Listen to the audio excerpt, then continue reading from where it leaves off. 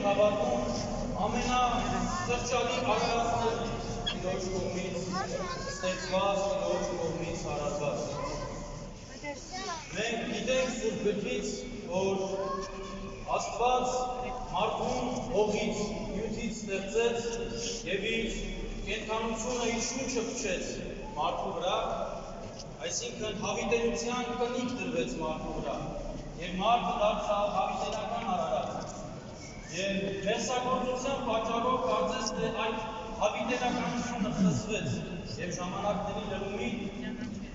Աստծո միածին որդին աշխարհ գալով, ընդունելով մահվան օրենքը, թեև նա այդ օրենքի ենթակա չէր, ընդունեց մահվան օրենքը, խաչվեց, թաղվեց և հարություն առավ։ Մեզ համար, որ գտնվում ենք մահվան օրենքի տակ։ Եվ կարծես թե սրանով ամենքից անմահություն